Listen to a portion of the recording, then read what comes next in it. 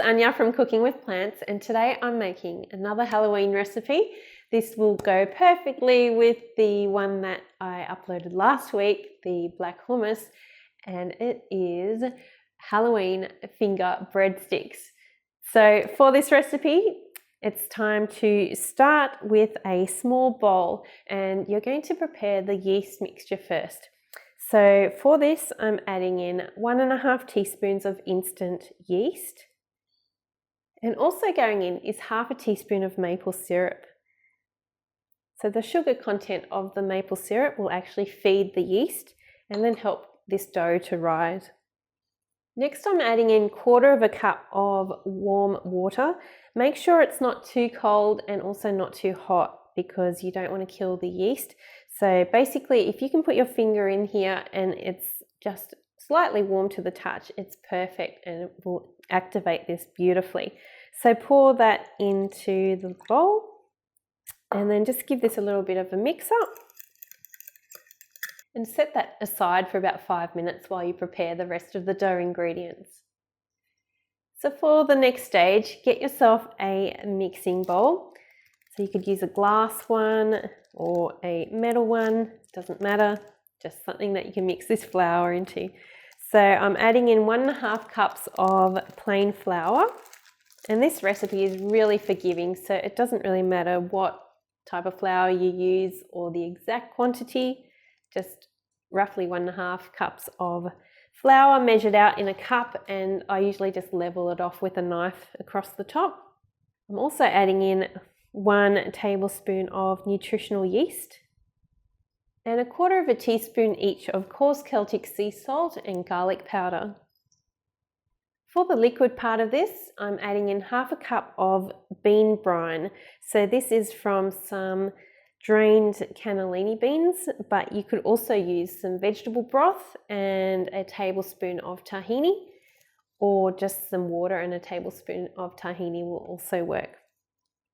So basically we now need to knead the dough, and because I'm not a baker and I'm super lazy when it comes to cooking, I just want something quick, easy and tasty, I'm just going to mix this with the back of a spoon, and that will be the whole processing of the dough.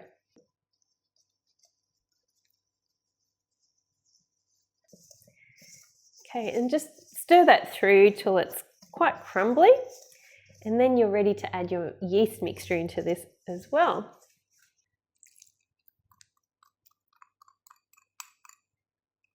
And then stir that again.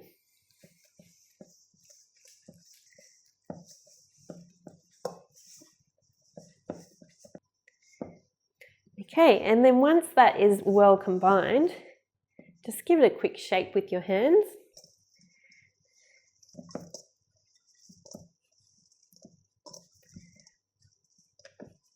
And that's it, your dough is done and it's ready to rest. So just get a tea towel, cover it up and place it in a warm spot for about an hour, or even up to 4 hours if you're going out, that's totally fine.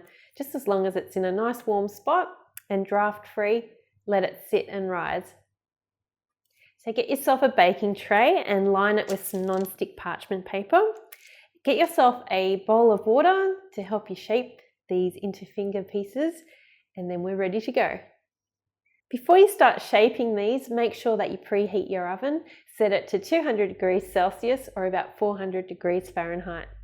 Okay, and then to shape these, just wet your hands a little bit. It'll stop the dough from sticking to your fingers. Give this a quick little mix through.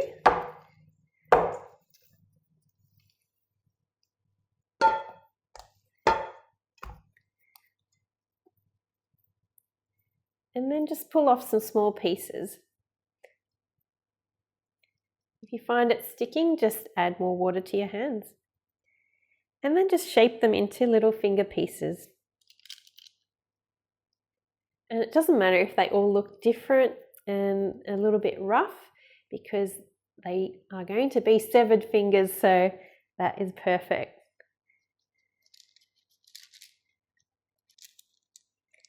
And just keep shaping these until your whole tray is full.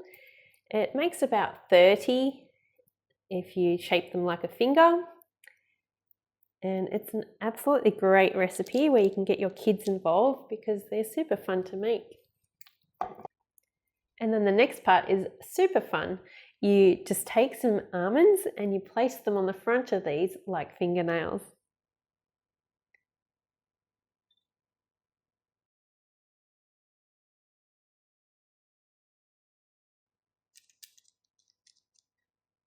And these are ready to go in the oven.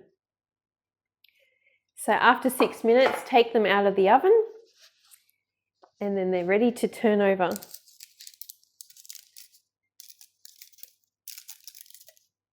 And back in the oven for another 6 minutes.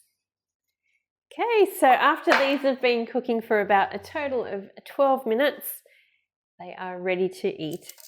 They look like little mini fingers, severed fingers, and all different shapes and sizes, and they're so much fun. I absolutely love them.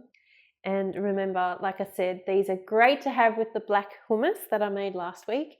So check that out and combine the two. And happy Halloween and happy eating. Yum.